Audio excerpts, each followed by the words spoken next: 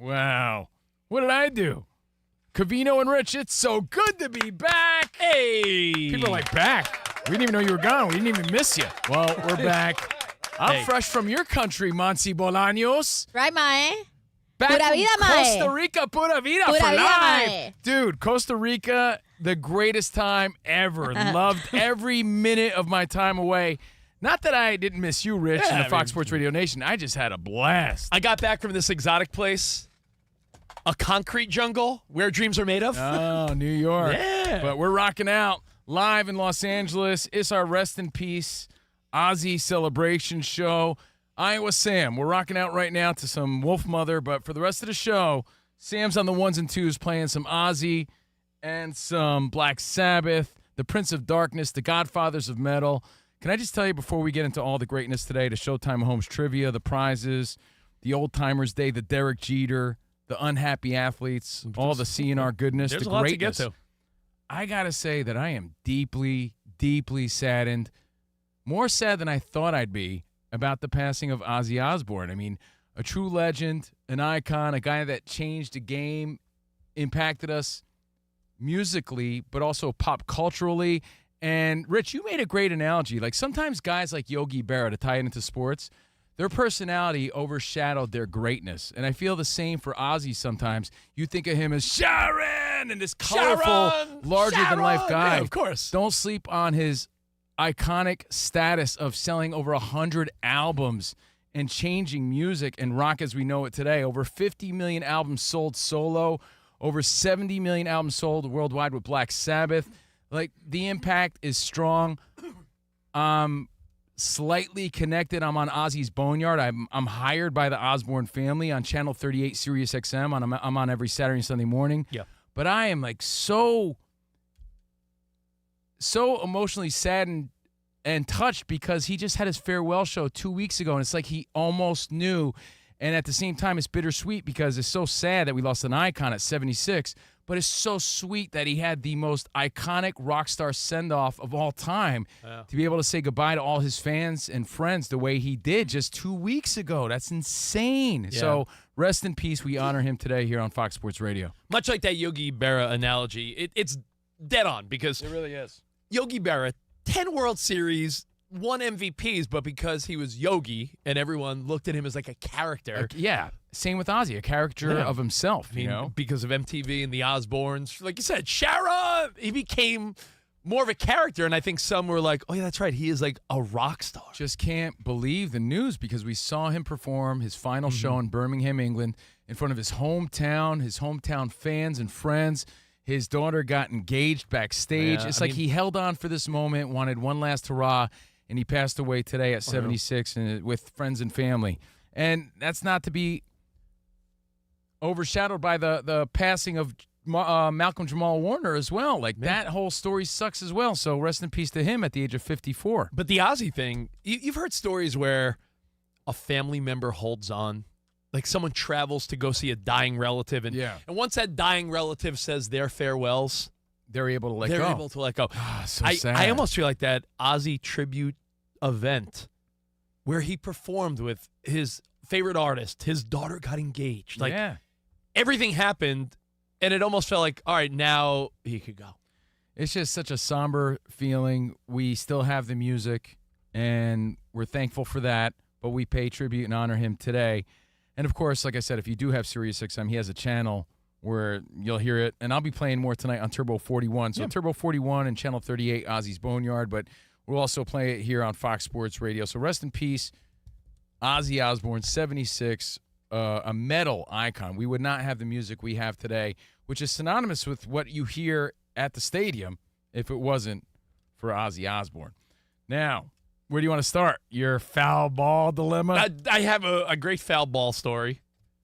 I do want to talk about Derek Jeter and whether or not he's the biggest pompous doofus in the room, or is he making the right move? There's a Derek Jeter story we're going to get to, but I think unhappy athletes. I think I want to talk about unhappy athletes. And by the way, the Ozzy Osbourne story is a sad one that you'll see everywhere. just usually you hear about celebrity deaths. Some hit you harder than others, right? That's just a fact. Yeah. And then a lot of times we just take these people as celebrities, like not real people. Mm-hmm. But music is so connected, and sports, to what we love and what identifies us. The Ozzy one, I wouldn't have thought hit me as hard as it's hitting right now. Seriously, I just wouldn't have thought I would have been that saddened by it. Well, I want to point out one thing as we move on. Yeah. We are now officially in the second half of the baseball season. And you and I have our Mets-Yankees bet. I'm a game and a half up. And the Mets have been playing not great, which means your Yankees, you think they'll make a move because we got less than 10 days. They've made it very, very clear, which is why you can't sleep on it. Brian Cashman said that they're in the market for pitchers and a third baseman. So I don't think there's any – they should be on the market for maybe a shortstop the way Volpe's playing. I'm just saying every Volpe, team though. says – every team in the mix is like, we're in the market. That means you got to give up stuff. Like Eugenio Suarez is in the mix maybe. You hear these names all the time, but the Yankees are absolutely looking to get some big names soon. I want to point this out a week in advance. We're not going to harp on it, but I have to point it out now because I know what's going to happen over the next 10 days. All your ass clown friends are going to be on the group chat, and they're going to be talking about who your team should get, yet they're willing to part with no one. You know what we should do? We should go after, see if we can get Skeens from the Pirates.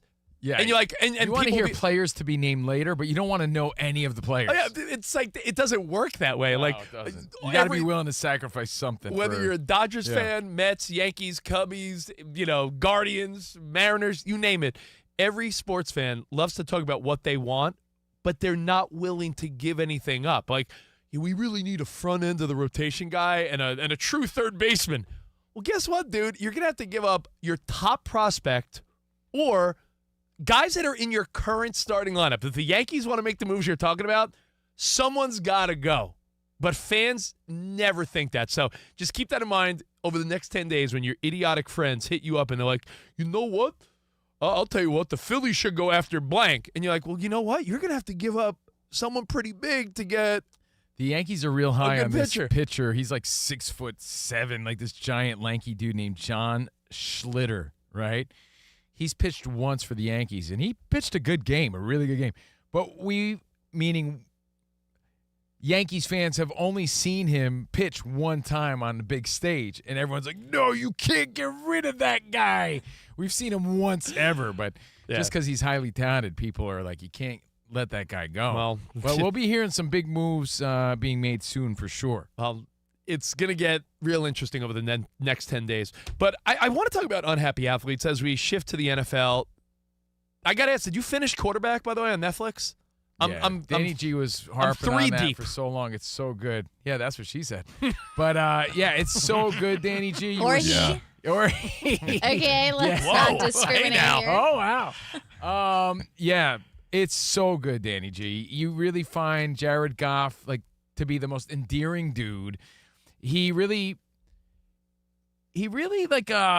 exemplifies the what if situation. Like, he thought his life was over when he was traded, but it turns out he is so embraced in Detroit, and it's the best thing that ever happened to him. And him and his very hot wife, if you realized last week, they welcomed a baby girl. So he's a new dad. What felt like a nightmare as it happened turned out to be his greatest blessing, and his life has been amazing ever since. So you really find him endearing and relatable, and he teaches a true life lesson. Like, you think your life is over, but maybe it's just starting.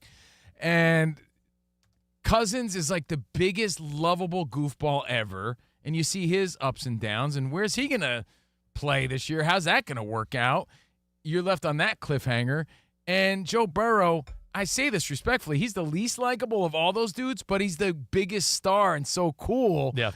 And I say that with respect. This is the other two dudes you want to give a hug. Joe Burrow's just the man. I thought it was cool to see the relationship between the Burrows and the Chase family. Yeah, that was awesome. Coming up through LSU and now in the pros, two families that are we're sort of intertwined forever, so we might as well get along and hang. Burrow's so cool. We're really living in a great time, and we're so fortunate to have these young stars who are just bringing it. Now, I'm glad you brought up Kirk Cousins because I think he applies to this conversation. You mean the guy who gets his hair cut at Great Clips and loves it? The guy who, when he's unleashing and unwinding, drinks Roy Rogers and says they're the best drink ever? I think it's interesting because you saw it unfold on one of the early episodes of Quarterback and in real life, like last year. So it's not like this is anything new. But to see the insight of Kirk Cousins, Danny, you saw in the first episode or so where he's like, listen, we didn't necessarily want to leave Minnesota, but they gave us no choice. They offered him like a year-to-year type of situation. And they wanted more longevity. They wanted more job security. They wanted like four years. Yeah, and Atlanta stepped up and said, yo, we'll give you that money. Then he felt misled. And that all sort of ties into the conversation I want to start with today, which is unhappy athletes. I say unhappy because a main headline today in the world of sports is unhappy wide receiver McLaurin of the Commanders. Or as Trump wants to call them. No, I'm just kidding. The Redskins. He's a no-show at camp, and this guy is a star. But he's going to lose $50,000 a day for every day he continues to not show up at camp. Well, again, because it's a business and it's a contract dispute. That's why he's unhappy. I get it. Terry McLaurin signed a 3-year contract. Now, this 3-year contract, he's in the final year. It's a 3-year, $68 million. Now, at the time, pretty solid contract. But since then, you see other wide receivers getting significant money, where that looks like not the best deal now. Yeah, McLaurin has outplayed that contract now. McLaurin has outplayed guys that are making $10 million more a year. And for the sake of conversation, this is the business of professional sports. There is a business side to this that's equally, if not more important. So I know people are thinking like, hey, it's a contract. It's a job. I'm fascinated, though, on both sides of this. But it's also a child's game that we all dreamt of playing at this level. I'm going to pose the question, and then I'm going to give you both sides. Like, the question really is, do you get it?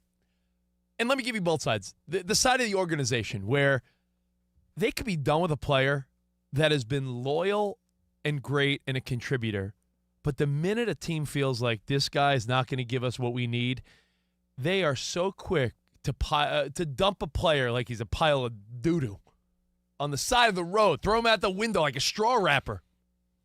Like a straw wrapper? Like some litter bug. Like just throwing some trash. That must be your move. I know. Rubbish. Rich is the litter bug, throwing out straw wrappers. Some debris. Yeah. Cigarette butt. Rich is probably throwing out all those straws, too, killing all the turtles. Hoot, hoot, don't pollute. I know. I learned that. I give a hoot. That's such a random example. You know that's what he does. He probably takes a lot of pride in that, too. Pride in littering? Because, why would you bring up that weird example? Because I'm just he lives in the right city. I'm thinking of something you're driving down the street. What do you see people throw out the car window? It used to be cigarettes, but now it is straw wrappers because they probably dissolve in like a few days. It's biodegradable. Yeah, it's paper. I do that with like banana peels. Like I'm living in a cartoon. Do you want people to I slip? hope someone's going to slip on it. And I'm driving my car. I drive over and I go, whoa! Like, Yo, Covino's responsible for the O'Doyle family dying. But you do Mario that, right? Kart racing, right? If you're eating an apple, right? You're not tossing it into a bush. You're like, a squirrel will grab it. Who cares? O'Doyle rules. That's not littering. I mean, I agree that. Why would a squirrel want to eat a banana peel? There's nothing. An apple or whatever. It's biodegradable. Squirrels need potassium, Sam. But anyway, back to your story. Do they? Owners, there's a low potassium in a lot of squirrels.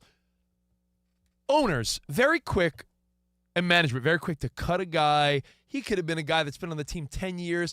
He could be up for, bonuses. They're quick to be like, I don't care about the player. And you see that all the time. They throw them away like yesterday's doo-doo diapers. Yep. Yeah. I hope you don't throw those out the window. But then on the side of the player, I find it wild when a player signs a contract and then mid-contract, they're like, yeah, I don't really love what I signed. Let's reopen this or I'm not playing. And I almost feel like you have to understand both sides. Like, they're both equally sort of gross, no? Yeah, I mean, equally accountable for sure. But again, that's the business side of things, and that's why these star players have star agents. I think that's why when you reach a certain level in life, period, you have agents do your dirty work because you don't want to. It gets too murky. You don't want to mix the negotiation with the player. You just don't. That's the agent's job. That's why it gets to that level. Yeah. Now, listen. That's why even at our level, you could say we're minions in the game in grand scheme of broadcasting.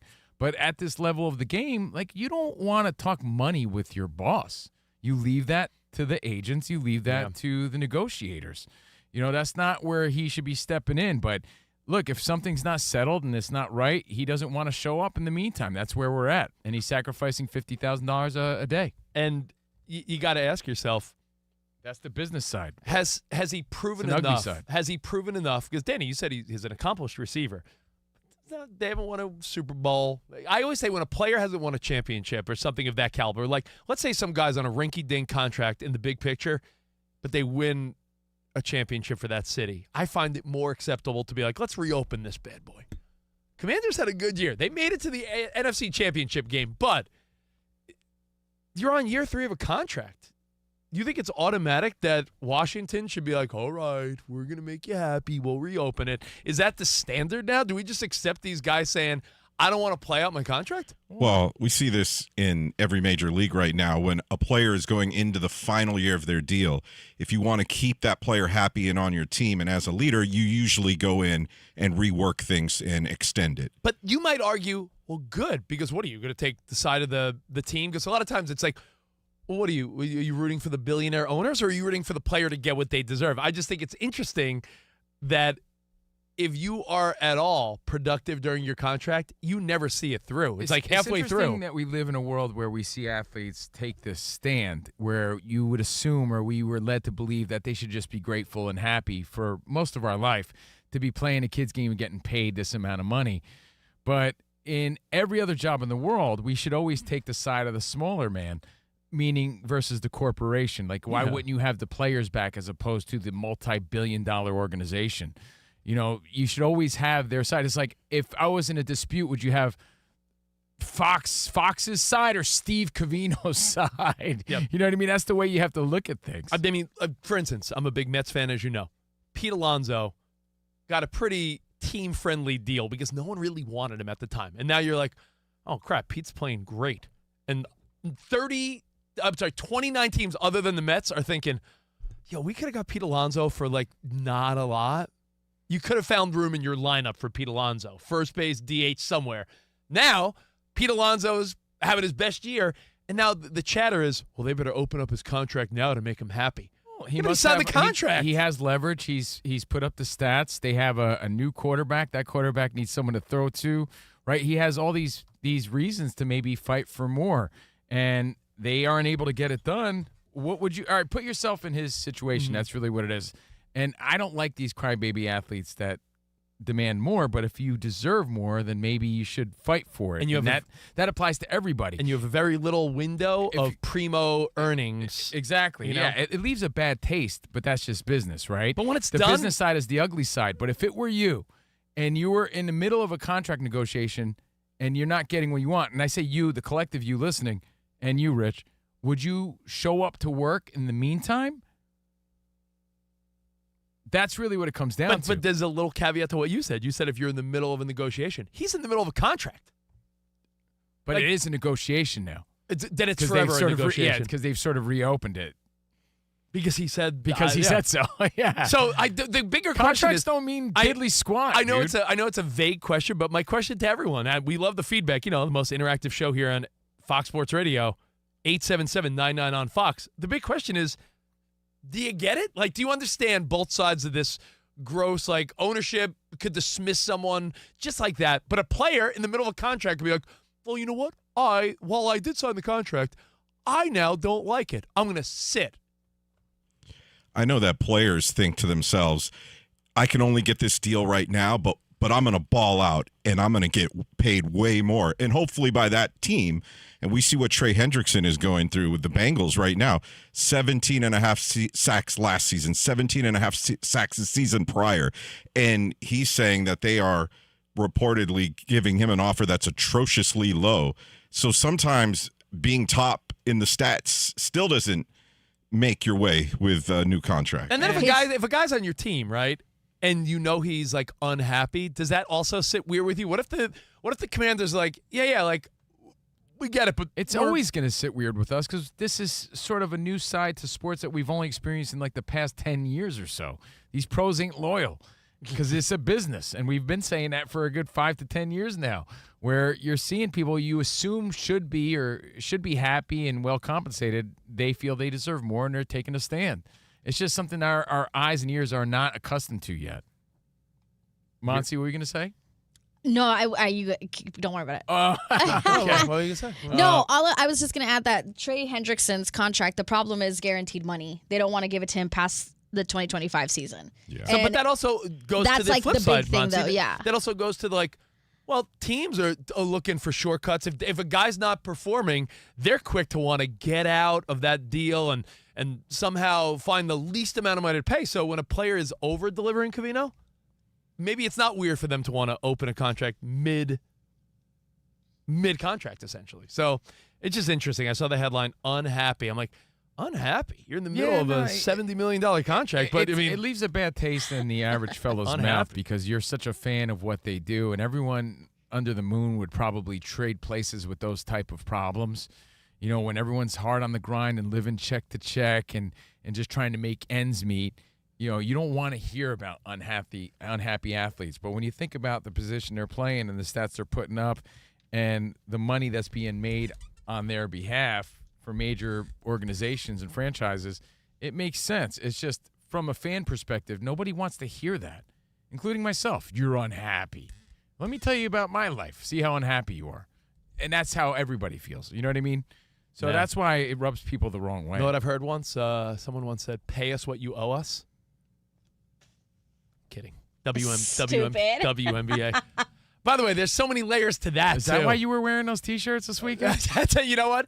There's so many layers to that because they did sign these big contracts for broadcasting rights and all this, and the teams are evaluated, significantly high. But you always hear people say that league has never turned a profit. So, but it's also shame on the athlete. Shame on the artist who signs the contract and then never sees the money. They signed it. There's an old school part of me that's like, tough tatas. You signed it. You did it. Tough tatas. How many times do you hear about a music artist that was bamboozled? I understand, but they took the opportunity that was presented to them at the time. The best example is your pal, Mrs. Travis Kelce. Taylor Swift and Scooter Braun made a deal. Yeah, but they didn't have to make that deal. Taylor Swift is McLaurin. Signed the deal. Halfway through was like, I don't like this deal. And then what she did was she's like, all right, well then I'm going to re-record all my music. And the fans were there. You have to be at a certain level to pull that off. And it's a question of, is McLaurin at that level? That's really it. Not Taylor Swift level. Yeah. Cove, I understand what you're saying, but at the same time, if you see other players on your team that are having their deals reworked, but the team won't renegotiate with you, that's where we get into the weeds here. Yeah, honestly, think about it at your own job, whatever you do for a living. If you ask your boss for a raise, and that's because these salaries are public. We'd all feel that way if we all knew what everybody made. Fair. That is true. That's a really big part of it. Rich and I, we've worked in radio a long time, and one time we saw what other shows were making, and it did make you feel that way. So that's to your point, Danny G. It's like, you make these deals, and you're supposed to be content with them, and you're like, hey, then these are the moves I made. Let me do my best and put my nose to the grind. But then when you really know that you're putting in more effort and more results and other people getting paid more, it rubs you the wrong way. And you do see other people, you're like, that's all they make? They're better than that person that makes more. It changes things when it's public. Do you think you would want to know? If I said, Monty, Danny J, if I said, I have a spreadsheet in front of me right now that includes the salaries of every on-air host and producer at Fox Sports Radio. Take a look. Would you want to, or would it bother you? I'd want to know. To and what? it might still bother me. But I want to know. Sometimes you got to reluctantly tip your hat and say, well, I guess that dude either has a better agent or he's just better at business. Right, but I think you get a lot of information knowing that. I think there's too many feelings involved with all those numbers and everything. This sort of job and what they do too, even though it's public, so it's different for them. You have to be laser focused in on what you're doing and what your show is doing. But it's an old school mentality, Danny G, and that's the world we're living in now, and that's why there's a weird contrast and feeling that we get. Like Rich and I, we realized that we made probably 3 to 4 times less than this other show made that we were on the same channel on. And in my opinion, this guy sucked. And I'm like, what? I can't believe that. But then you see someone else and you're like, wow, they're getting we did something lowballed, old school where we were mad about it, and we just put our nose to the grind and worked hard. Like, hey, man, I guess we got to live with it. In today's world, if you know your worth and know your value the way McLaurin does, you could make some moves, and you could be that guy who makes the change. And to show that it's not just athletes, one last thought. I know we're running late. I saw a study that said Generation Z, Gen Z, one of their commonalities in the workplace is that they don't even want to take a job interview if you're not transparent about salary up front. Like, when you see a different mindset. You know, sometimes when you look online and you see something, it could be a workout plan, real estate, something. If they don't show the price right away and you're clicking around like, what's the price? And they're like, call us and find out. No. Generation Z, younger people, 20-year-olds, like, none of that BS. How much before I even sit down with you, what does the job pay? Before I even meet with you, what's the price of the apartment or house? Or how about this? We grew up in a culture of doing extra work and hoping it paid off in the future. A younger generation is like, yeah, right. What are you paying me? Or I'm not doing anything. This whole thing has to do with a different mindset with younger people. And it's harder for older school thinkers to really grasp why a guy like McLaurin would be unhappy. I'm not feeling sorry for him either, Rich, to be honest. But I do understand. All right, your thoughts, 877-99 on Fox. We'll get to all your feedback next. We'll do some Mahomes trivia and a lot to get to. It's a Tuesday. Covino and Rich.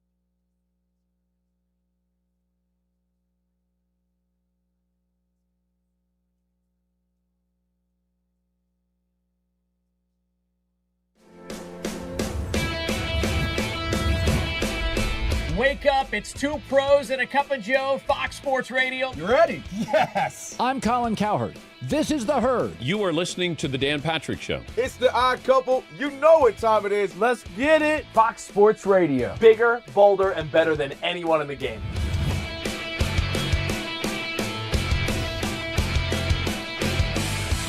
Fox Sports Radio is the #1 sports audio network. Diverse, fun, entertaining, and driven by the big sports topics of the day. They had to bolster the offensive line, which they did. That game was incredible. You are wrong. The passion and emotional, the visceral connection is so much greater in radio than anything else available today. We have a very special connection with our audience, our listeners. People feel that friendship. And I appreciate y'all so. I love it. It's all for you. Thank you. I'm your favorite fan. Thank you. Love you. You're very talented. You're the best. Thanks for taking my call. Sure. Great show. Thank you, Joe. You sound like Joe Pesci. How am I funny to you?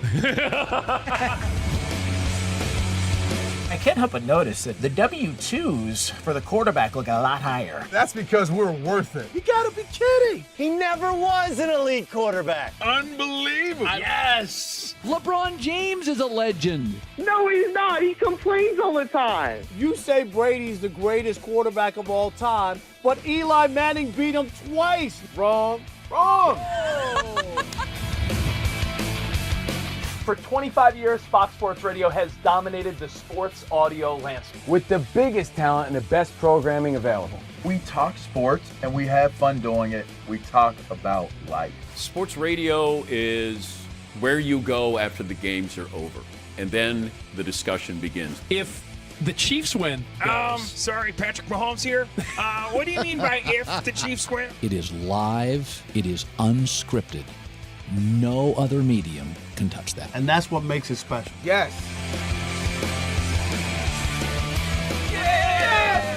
Who wants that? Bigger, bolder, better. We are Fox Sports Radio. Yeah.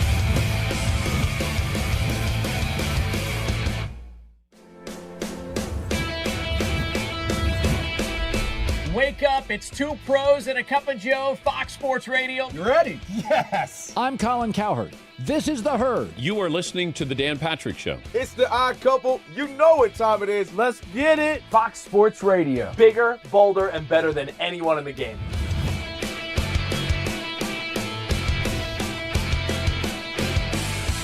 Fox Sports Radio is the #1 sports audio network. Diverse, fun, entertaining, and driven by the big sports topics of the day. They had to bolster the offensive line, which they did. That game was incredible. You are wrong.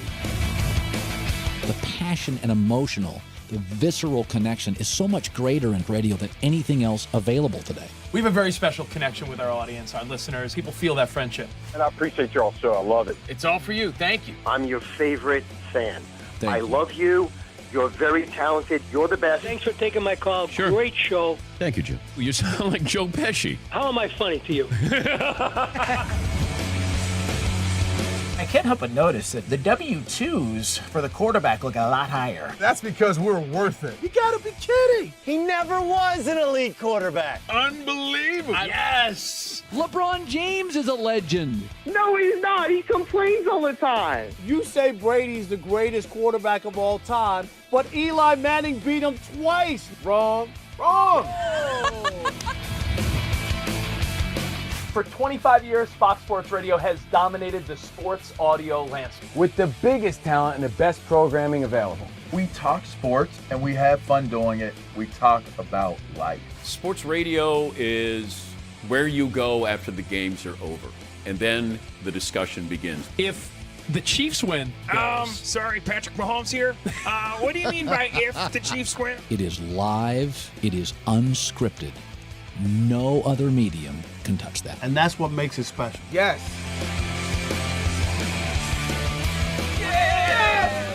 Who wants that? Bigger, bolder, better. We are Fox Sports Radio. Yeah.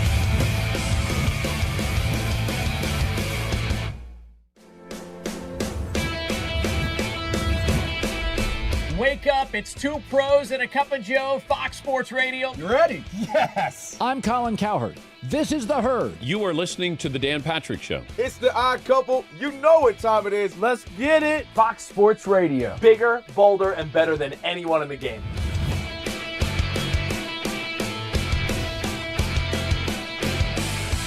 Fox Sports Radio is the #1 sports audio network. Diverse, fun, entertaining, and driven by the big sports topics of the day. They had to bolster the offensive line, which they did. That game was incredible. You are wrong. The passion and emotional, the visceral connection is so much greater in radio than anything else available today. We have a very special connection with our audience, our listeners. People feel that friendship. And I appreciate you all so. I love it. It's all for you. Thank you. I'm your favorite fan. Thank you. Love you. You're very talented. You're the best. Thanks for taking my call. Sure. Great show. Thank you, Joe. You sound like Joe Pesci. How am I funny to you? I can't help but notice that the W-2s for the quarterback look a lot higher. That's because we're worth it. You gotta be kidding. He never was an elite quarterback. Unbelievable. Yes. LeBron James is a legend. No, he's not. He complains all the time. You say Brady's the greatest quarterback of all time, but Eli Manning beat him twice. Wrong. Wrong.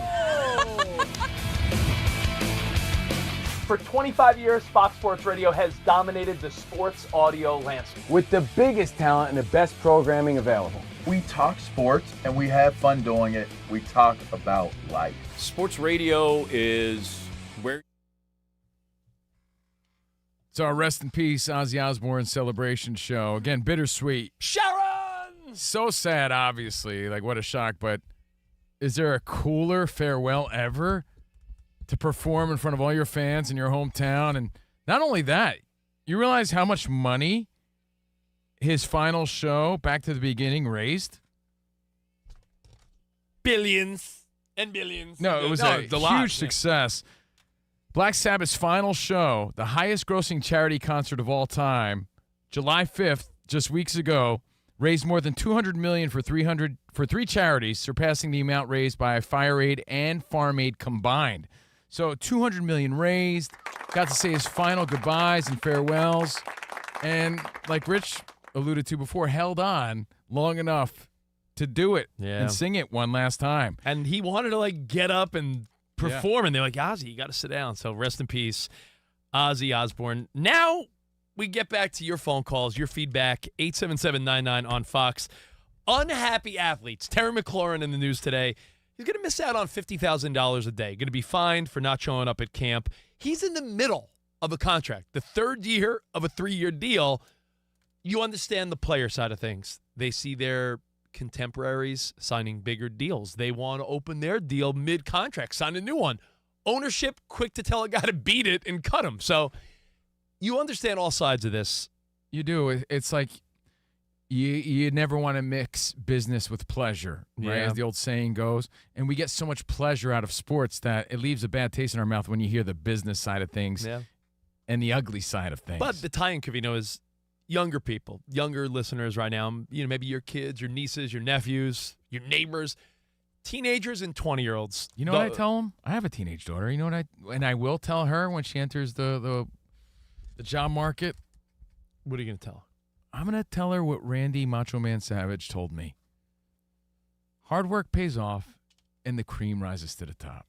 And I believe in that. The cream will rise to the top. I believe in that. I really do. So you could cry like a big baby and worry about what other people are doing, or you put your nose to the grind, you work hard, and you let your results show and speak for themselves. You and I disagree. I'm a big proponent of work smarter, not harder. Covino's like, hard that's work. Called cutting corners and being lazy and making excuses for it. No, I think sometimes. And when you're worried about what other people are doing, you're never really doing your best. Work hard, and the cream will rise to the top. I still find that to be true. So this guy, if based on that, I'm old school. I'm not saying it's the right way because there's a different way now, but your results will come if you continue to work hard and deliver. But you also have to capitalize when you have a chance. Then don't sign the contract. Yeah, but so I understand how people think today. That doesn't mean I need to agree with them. Well, based on that article, I was also telling you guys about where younger people, Gen Z, are saying, I want true transparency. What does everyone make? I want to know what my coworkers make. Before we even sit down and have a conversation, new employer, what's the starting salary? Because I don't even want to, people are saying, I don't even want to waste my time on a Zoom or a meeting if you don't tell me the money up front. Younger people don't have time to, let's say you're clicking on a service, a plumber, an electrician. Give me the price now. Don't be like, well, call and get our estimates. I want to know. People want transparency. You ever go to a restaurant and the prices aren't on the menu, or you go to a food truck and the prices aren't, and you're like, oh, they got to be high. They're not listed. They're going to be high. You know what the two scariest letters that you can see on a menu when you're on a first date?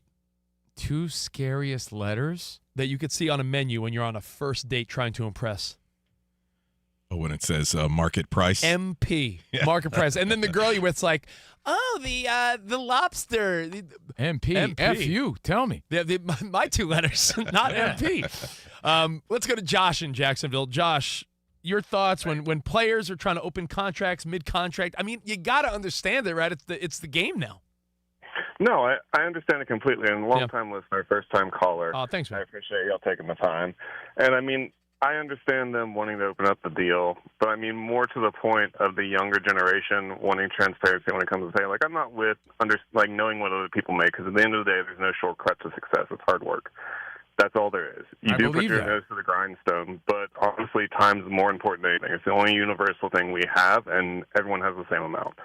So I'm all for transparency when sitting down, I mean, whether it be in real estate or in a salaried position. I think that knowing up front what the base is important, because why am I going to sit there and waste 30 minutes out of my day to do that? But, I mean, I understand players, but if you sign a contract, you should fulfill it. So that's also my gripe with the NFL being one of the only big sport that doesn't provide guaranteed money all the way through. Yeah. So that's all I got. Yeah, I'll tell you what, a guy that benefited from the generosity of his team. You could say they would have absolutely lost him had they not done this, but you know that Brock Purdy could have played one more year making like low-ass money for the 49ers, but they said he brought us to a Super Bowl, NFC Championship game. They rewarded him, but if you want to play logistics and you want to be accurate, Brock Purdy could be making very little money again this year. And but that the Niners, was what we would call the 49ers doing the right thing, right? And you're keeping your workers and employees happy, and that's what you want from a workplace. But workplace being your 49ers. So we're talking about unhappy athletes, by the way. It's the story of Terry McLaurin of the Commanders, receiver who wants to reopen the contract. And we're going to get to the rest of your phone calls and feedback. 877-99 on Fox, at Covino and Rich, after Monsi's update. What's up, Bolaños? What's up, guys? Welcome back. Thank you. Missed ya. Thank you. Hola, Yeah. pura vida. Pura for vida, life. mae. Exactamente. Also, Eugenio. Eugenio. Eugenio. Eugenio. Eugenio.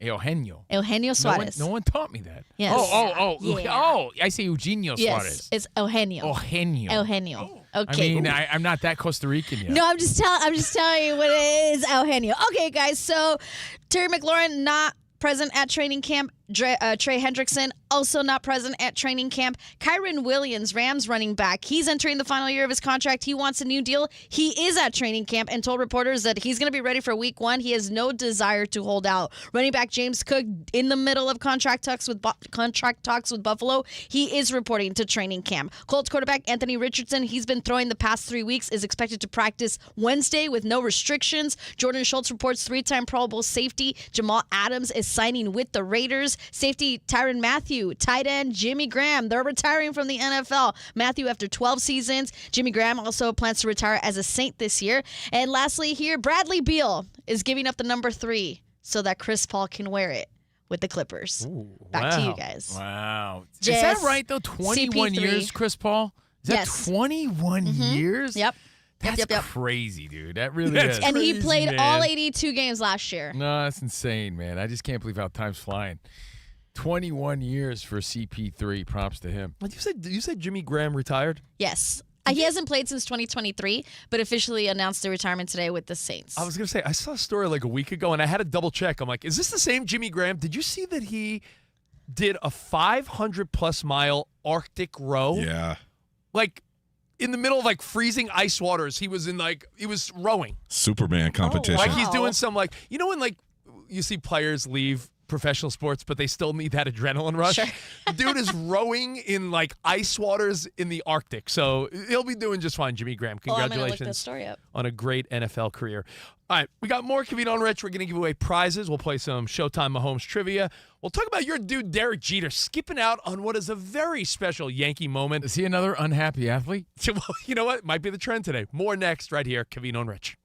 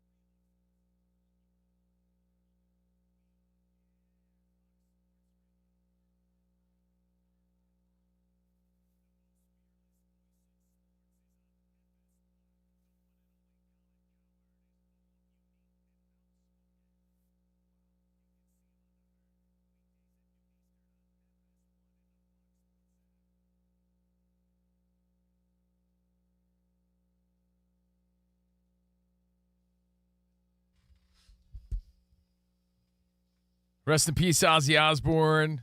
See you on the other side. 76 years old. So sad, man. Yeah. Because he just performed on the 5th. But that was his goodbye.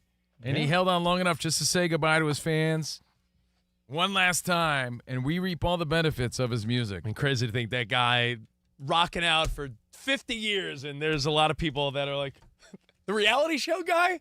Sharon! That put them in the mainstream spotlight. Ozzy's a legend, but there's a lot of like people that don't like heavy metal or hard rock music that it's not for everybody, but let me tell you, Rich, 100 million albums no say doubt. otherwise. I'm just saying that there's a lot of people that also look at him as just such a great personality. Like you said, the Yogi Berra analogy is perfect, where Yogi, Hall of Famer, 10-time World Series champion, an MVP, was almost like laughed at times, like Yogi Berra, because he was such a big personality. I think Ozzy was one of those big personalities. The TV show on MTV. How legitimate his musical career really was, and his impact really was. You could argue, and this by no means, I don't want you to interpret this as me taking away from his musical legendary career.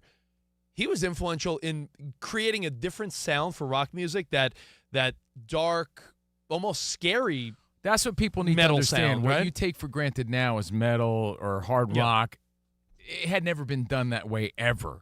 And it goes back to Black Sabbath seeing a horror movie titled Black Sabbath and saying, hey, if we could capture the feelings that are ignited by this film and incorporate that in our music somehow, we could be onto something. And they changed the game forever with these dark, dreary chord progressions, and then they infiltrated the mainstream to some regard with that sound, and it changed metal and rock forever. But I think Ozzy doesn't get enough credit because not only did he create a sound in music for those rock lovers that had never been heard, the Osbournes were the first reality family followed around. So he paved the way in the rock world. Impactful. And reality TV. What I mean was Anna Nicole Smith and Nicole Richie and Paris Hilton. That's hot. And the Osbournes. That was the family before the Real Housewives were a thing, before people were watching Love Island and all this stupid crap.